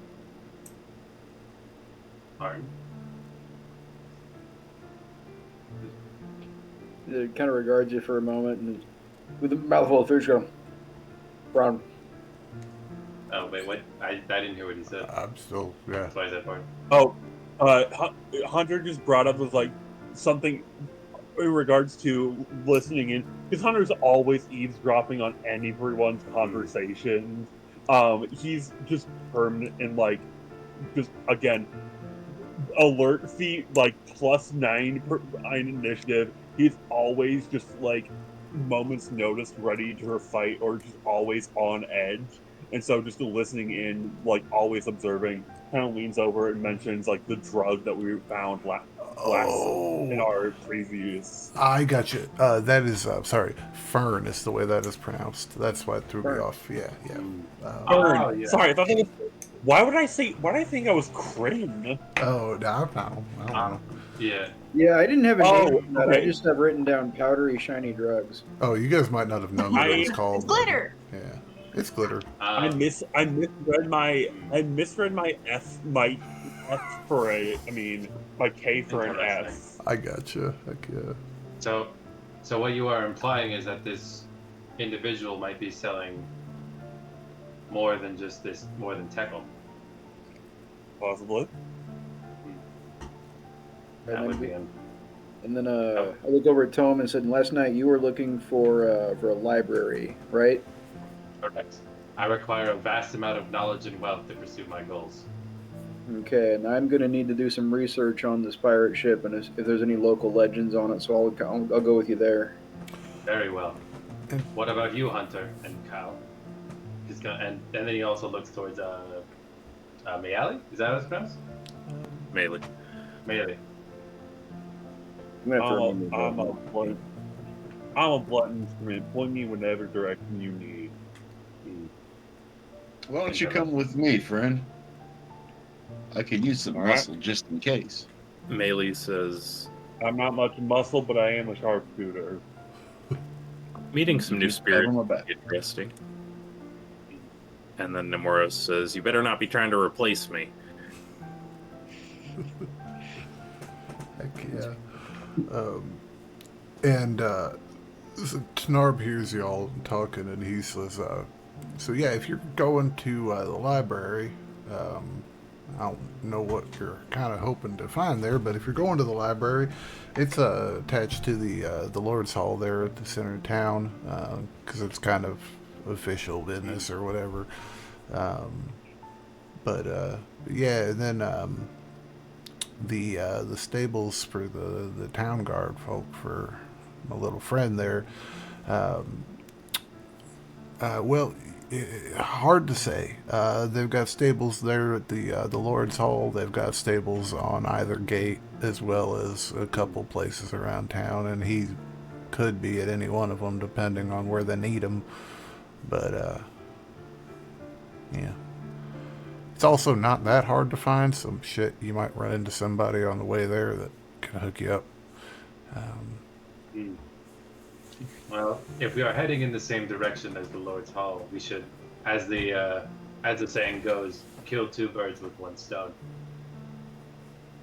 Now, why would you waste two birds when you can save one for later? I am not even going to dignify that with a response. Heck yeah. Adrian, we do have the names, so I believe we could sign up for a license. That's right. We can get that done today too. Feel Would free, you buddy. Would you like to accompany us, Cal? Sure.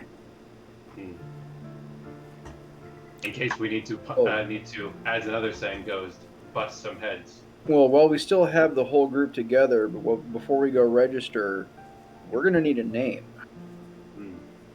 That is true. Tnarb perks up and he's like, yep, that is one of the things you're gonna have to have. Gotta get a name and then the registration fee, and then they make you all official. What about adventuring party 000000001? Pretty sure that one's been taken. Nemoros. On the nose. I don't think we're the first ones. Nemoros says, do you have anything a little bit less imaginative? Kind of far from me. I will begin calculations on a new name processing. It's gonna goes into Sentry's Rest and just kind of the eyes kind of dim. And he comes back with 0002. Yeah, he's still processing. Yeah. We'll get there. Creativity is hard.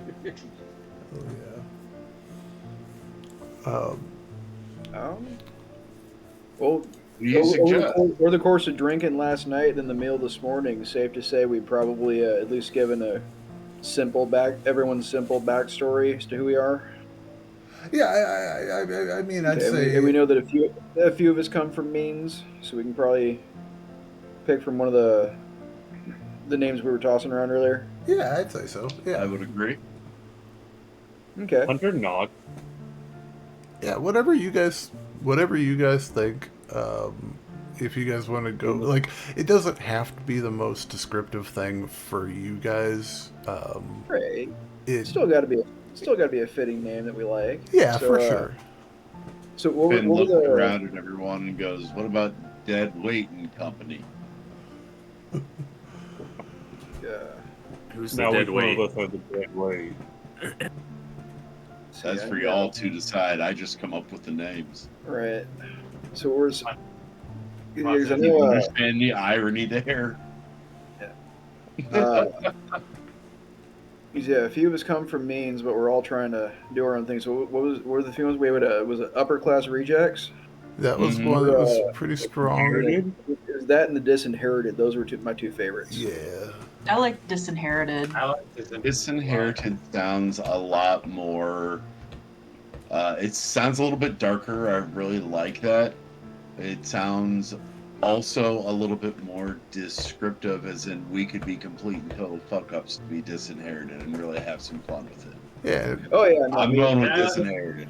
I think, yeah, I like this narrative. yeah. Adrian and Daddy don't get along. So But I still think we should add the disinherited. I Yeah. think we should do the first. I don't think it needs to be official, but it can happen, and it will happen because I just probably can't say it without it half the time. But yeah.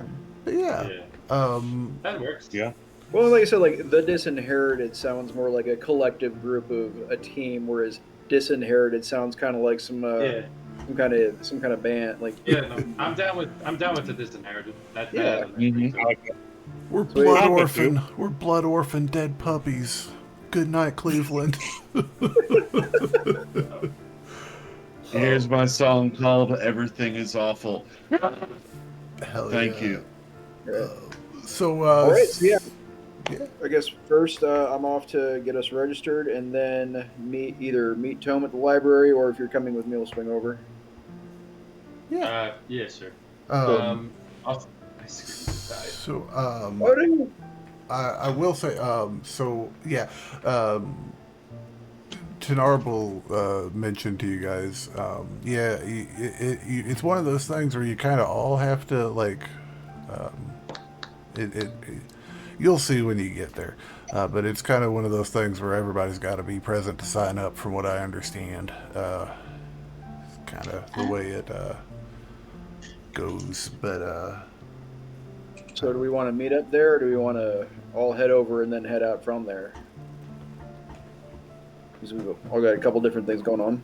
I mean, we're all here, so let's all head out first together, and then break up, and then meet back for, say, lunch or dinner, yeah, something like that. or in an hour, even depending on how long it takes. I gotta find this guy. Heck yeah. We can absolutely do that if you guys want to. We'll say it is, as you guys make your way out this morning, it is no longer snowing outside here on this first day of Nithara. It is cold out though, probably lower 30s right now. There's probably a good foot of snow on the ground. Most of it has been tromped away as carts and horses have made their way up and down the road. But you guys are able to make your way down the road towards the... and it is very odd. There's a tremendous amount of wagon traffic closer that you get to either gate. But here in the middle of town, there's oddly less things going on. It seems like a lot of the traffic coming into the city, wagon-wise, is as like cargo or goods coming into town to supply it, rather than things going through town, for the most part. As you guys make your way towards the Hall of Lords, you see kind of well, it's an interesting campus. Across the road from it is something that draws your eye first. You see the Gables. The Gables is it's the tallest building in town by far. You see, looks like a 4-story building with golden ornamentation on it and elven stylings. The Gables is a high class hotel that sprung up when the town was built, I guess with the assumption that there was going to be more traffic through the road than there really was. Across from the Gables, you see a large, kind of a squat building with a pitched roof. Most of the buildings along the front, along the road here are like wall-to-wall flat roof buildings, but this one has like your traditional kind of almost a Viking feel to it, almost a longhouse feel to it. And as you guys make your way into the kind of foyer of the place, kicking off your shoes to get rid of some snow that's collected on there, you see quite a large building. There is a receptionist at a desk with several cabinets behind her that are filled with scrolls and books, and then hallways on either side of her leading back down the deeper into the building. She looks up as you guys enter, bringing in a chilly breeze, and she says, hello, anything I can do for you?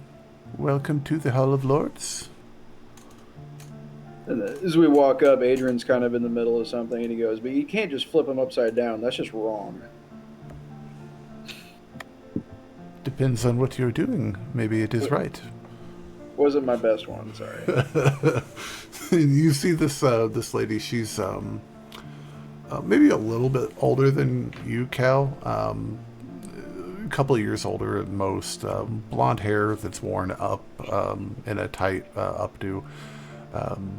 She looks to be a little extra polished for this town, like she might be trying a little hard.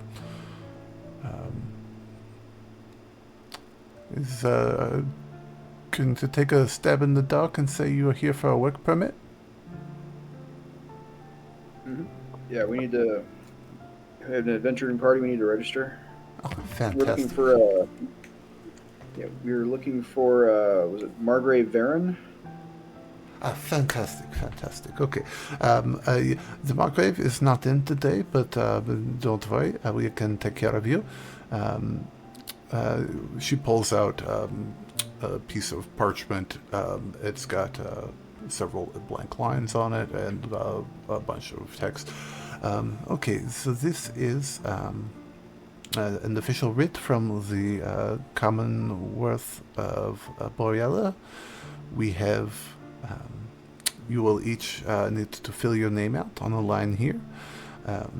And there is a spot here at the bottom she shows you.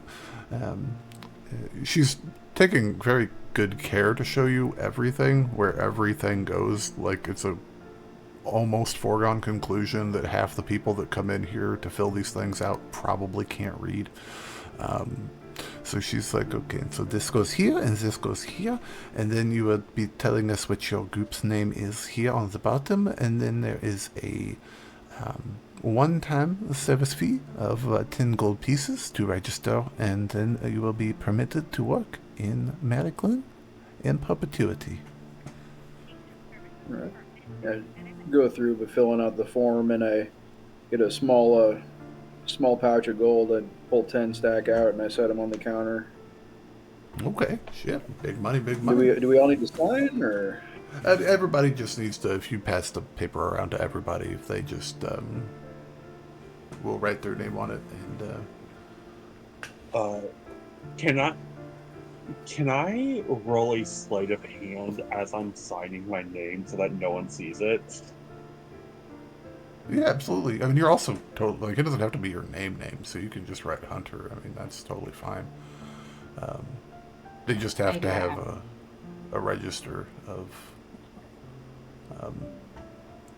But if you want to, you totally can. Anyone who would like to, so roll a 9. You see Hunter signs the name Arthur Medeiros. Oh, yeah. Heck yeah.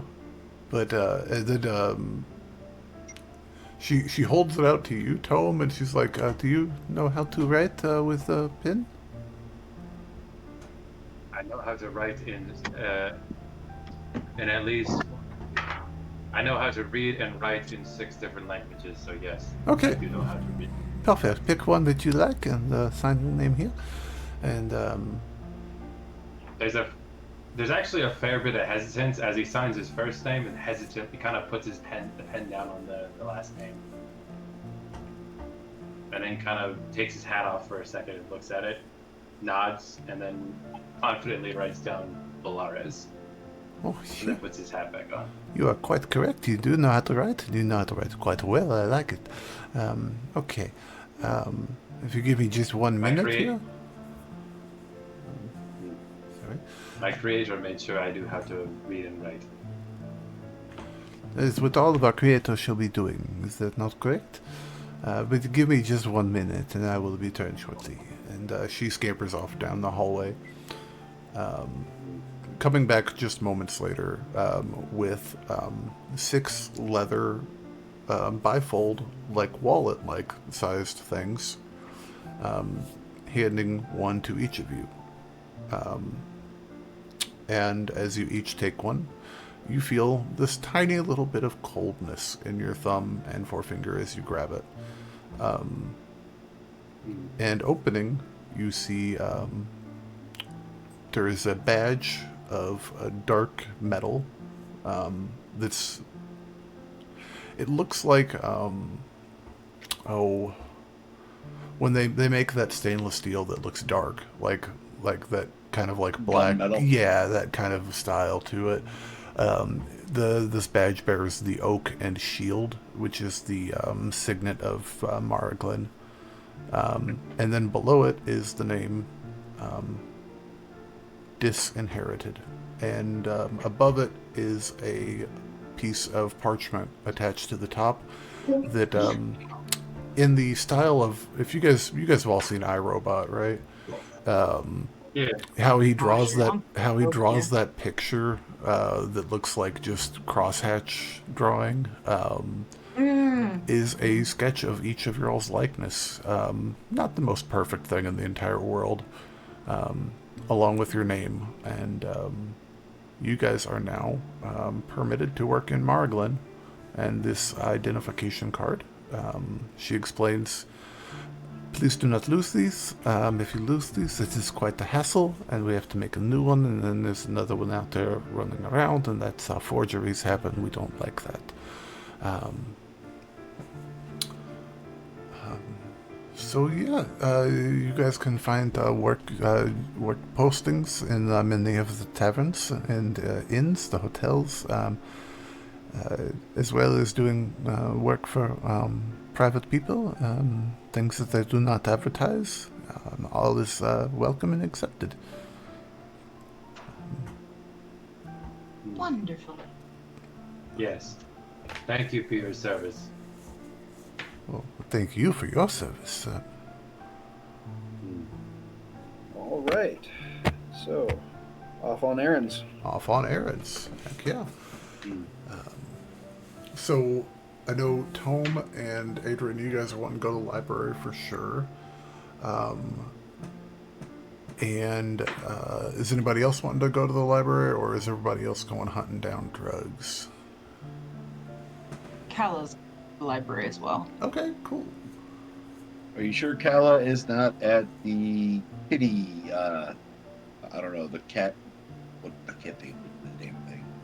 The Cat cafe? You just had a bunch of cats. Cat cafe. There's Thanks. a cat cafe here? Apparently. I've been ambushed by the kitties. Well, I mean, there Yeah. could be a cat cafe here. It's hard to tell. There could be. I mean, canonically, you're holding the cat in game, so you may as well be holding. Oh, the yeah. cat. That's right, I am holding the cat. No. Zoe, no. Zoe's jealous. You just method acting. Yeah. I love Yeah. it. Well, Remy demanded to come up and get held, so I can't say no to my old man. And then Zoe just does Yeah, whatever that's she just- wants. That's why I play from the gym. I don't have the cats trying to crawl over me. Heck yeah. Larry Well, thankfully the house has the loves best his internet, cat. so- So Heck yeah. We will kind of do a little split and shimmy. The library is next door, and as a matter of fact, mentioning the library, the young lady, she looks over to you all and says, if you are needing to go to the library, I can, it is, if you take this hallway over here, it is the first door on the right. It is, we don't have a librarian, a formal person, but if you are welcome to read anything here, we'd like to ask you not to take in anything. Most of it is just pertaining to our city's history, a lot of records and logistics, things like that. But we have a slight collection of some fiction works, as well as some autobiographical things, as well as some. You never know what you'll find, but. Thank Do you you have for any I guess, any folklore books or local legends or anything pertaining to spirits or of that nature?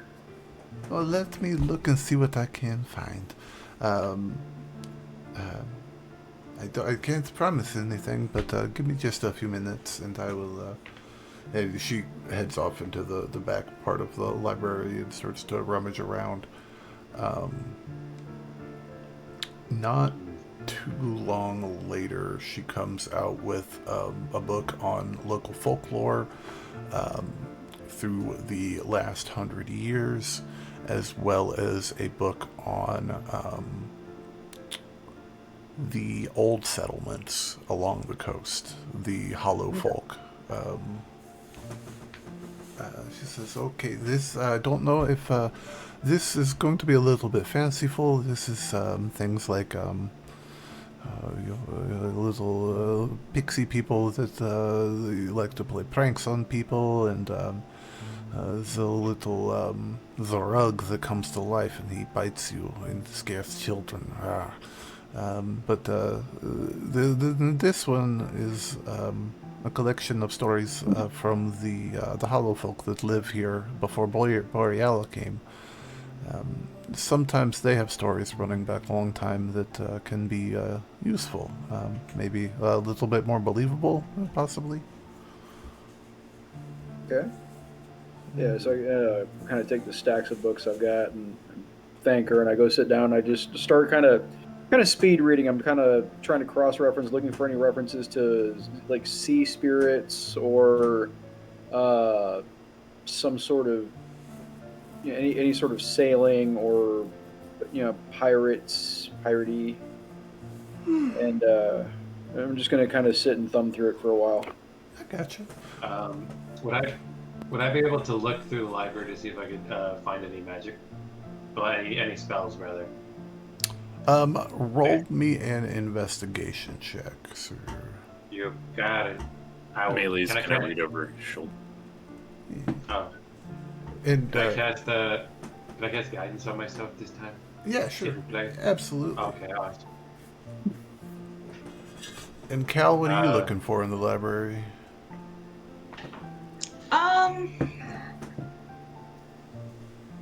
Should look around for kind of like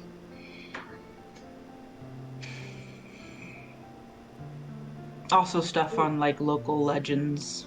Okay. Roll me an investigation check as well, ma'am. Fine. Big money, no whammies.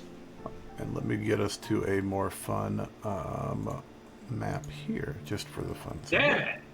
Oh wow, that is beautiful, Jake. That is a 12. 12 for Mr. Tome and an 18 for Miss Calandra. Tome, unfortunately, being that this is mostly administrative things, doesn't seem to be any types of like sources of magic that are at least openly out in the library. Yeah, I figured. I just hope I'm just sad I got a fucking 3. Oh. It'd be that way sometimes. And then Cal. With that 12, could I find a good romance novel? I would say not a good one. But you can definitely find a bad one. You're at the truck stop library. Yeah. Hold it up towards Adrian. This book has far too many pictures. Hey, but they're useful pictures. Well, some people. Educational. Exactly. And then Cal, you are able to discover a I think Adrian's got all the books on folklore and local legends, but what you find is it's a diary of a sorcerer that passed through. The sorcerer's name is Kaleido, Cylado, and he is mapping out where he thinks are portals to another world that can be found around us here in the Riven Coast. Several different locations that he's mapped out and explained how to access. It appears like this journal is old as shit, as the scientists like to say. They are using a date scheme here that does not seem familiar to you for the entries that are in it. Which you can roll me a history check if you like, Cal. As you're kind of like thumbing through the pages of this.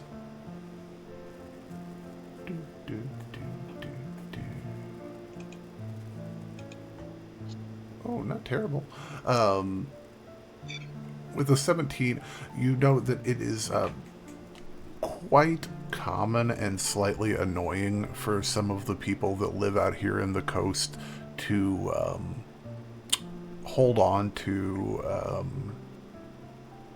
their lifestyle from before Boreala really came out this way.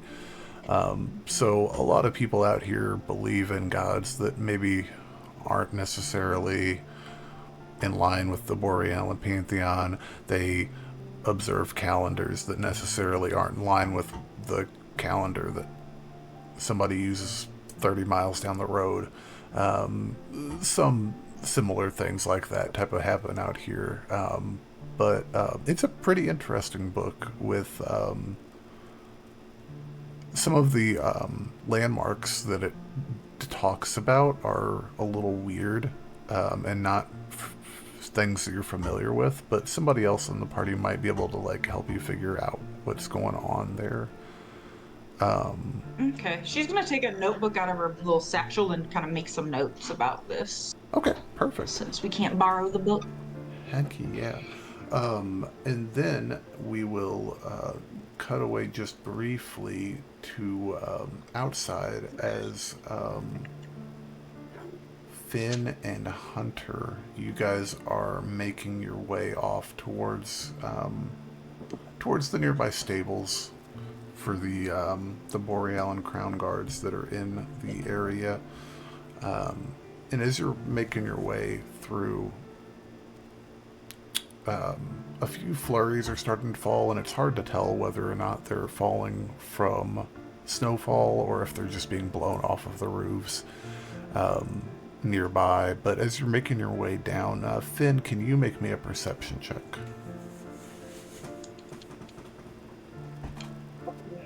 I will be happy to. Ooh, really good. That will be a 23. Heck yeah. As you two gentlemen make your way out of the front of the Lord's Hall, Finn, you see out of the corner of your eye, for just the briefest of moments, a halfling. Short brown hair, little bit of facial hair, that you swear you've seen before. And just as you go to, like, glance back at him, you see nothing but the back of his head and the back of his body as he's bolting down an alleyway, running off. In an awful hurry. Not sure exactly what's going on. Hunter, I don't like this. Can you stop him without killing him from here? Hunter, given a task, bolts like a bullet from a gun. Hell yeah. You take off. Roll me a survival check, Hunter, as you navigate the crowd. It's not really a crowd, but navigate the people in the street to try and... Humanoids are my favorite prey, so I do get advantage on this. And I'm running behind, trying to stay caught up, getting, like, knocked around by people. That's why I sent the big fast guy after him. I got you. Yeah. Duck in between people's legs. Yeah. With a 17, you are able to keep a beat on him. Your height is able to you're able to triangulate right where he's at. So as he's ducking through, flying down this alleyway, and making a right, you are quickly gaining on him. And as you round the corner as well, we're going to go ahead and end session there. And we'll pick up next week. Yay! Here in the snowy streets of Maraglen with a little bit of a foot chase and some book learning. Thank you guys so much for hanging out with us tonight. We love you. Goodbye, everybody.